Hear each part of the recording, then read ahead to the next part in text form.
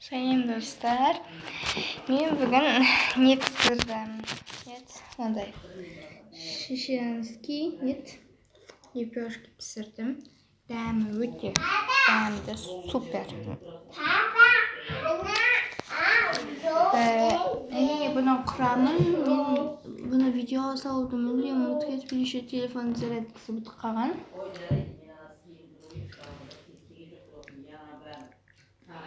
Енді мен сіздерге дәстүрін айтып кетейін. Дәмі өте керемет, пиццаға ұқсайды.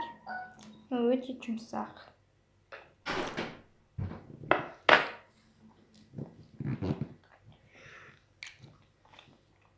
Табаға пісіріледі.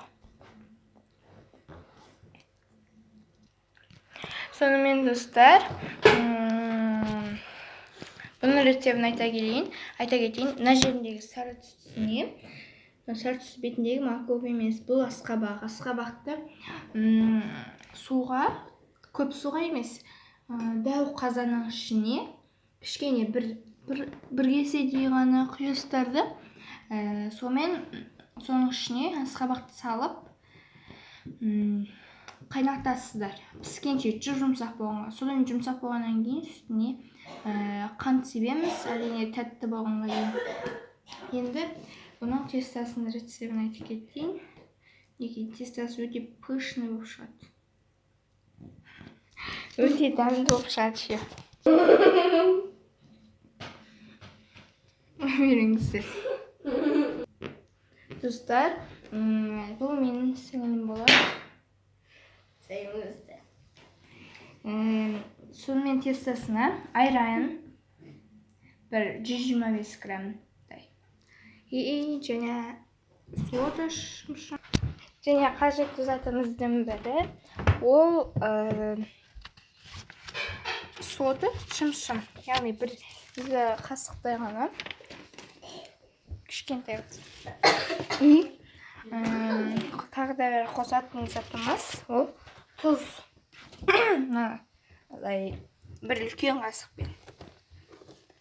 Дәміне қарай көрсеңіздер де болады.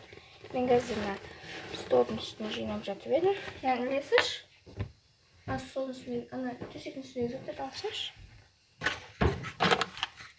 Әжде расходын очығы жаттығандықты мазгам.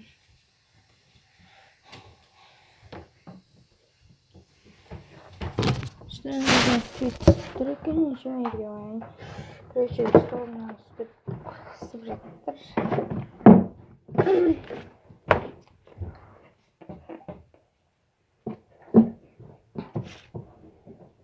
У меня сумочка. Шините кушак кулана сидела на собой.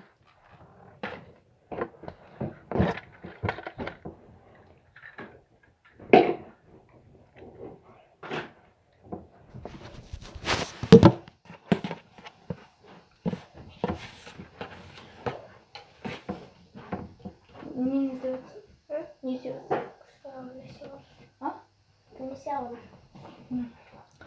Солай қосасыздар и оны қосасыздар. Және де қаймақ қоссаңыздар да болады. Сүттің бетінде қаймақтар болады ғой. Сондай қоссаңыздар да болады. Әрине әр қалағанша болады. Сондықтан өз қалаларыңызша қоссаңыздар болады.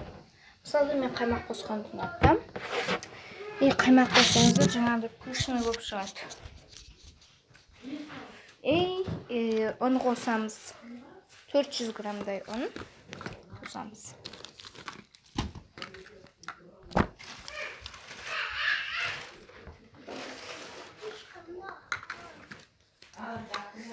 Сосын оны кішкене тындырамыз да. Тындырған соң табаға пісірамыз. Табаға. Ондай құрғақ майсыз пісірамыз. Екі бетін аударып, потом пісқаннан соң үстіне ыстық су құямыз. Әйтпесе жұмсақ болмайды. Ыстық су құямыз да, үстіне сразу сармайды.